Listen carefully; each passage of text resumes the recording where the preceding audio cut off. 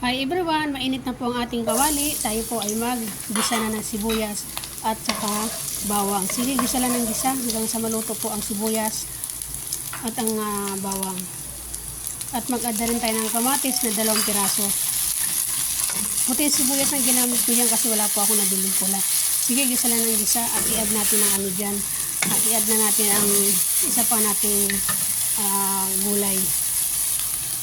Inuna ko po yung carrots kasi medyo matigas ng konti yan. Sige, gisa lang natin na igisa yan hanggang sa maluto. Tapos, mag-ano tayo dyan, magdagdag tayo ng tubig para po maluto yung ating carrots. Yan. Ano lang po yan, mga isang baso lang po yan para maluto lang yung carrots. So, ang aking pong niluto ngayon ay ampalaya na mayroon po siyang carrots. So, naglagay na ako ng paminta,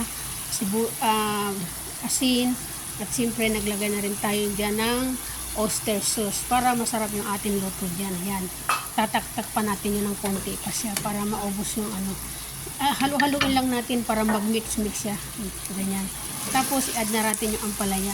Pasensya na kayo sa aking ampalaya, medyo madilaw-dilaw na kasi nabili ko lang po yan ng hiwa-hiwa lang. Ayan. Sige, ikot-ikutin mo lang ng konti pa. Halo-haloin lang natin. Ayan, halo na po siya at medyo okay na po. Mag-add din tayo ng bell pepper.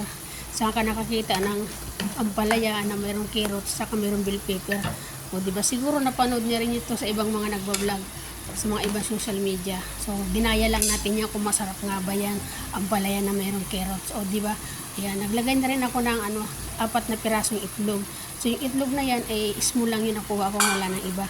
O siya, salamat po everyone kung saan po kayo nakapanood ng aking video, kung saan man kayong dako ng bansa o lugar nakapanood, pwede kayo mag-like, pwede kayo mag-komento, sasagutin ko po kayo. Yan, luto na po ang ating pong ampalaya with carrots. Maraming salamat sa inyong lahat. Thank you so much for watching everyone. Maraming pong salamat. Follow for more naman sa aking pong mga video. Wag lang scroll. I-like nyo naman, saka pusuan nyo lang. Pwede na yun. Maraming pong salamat. Thank you so much.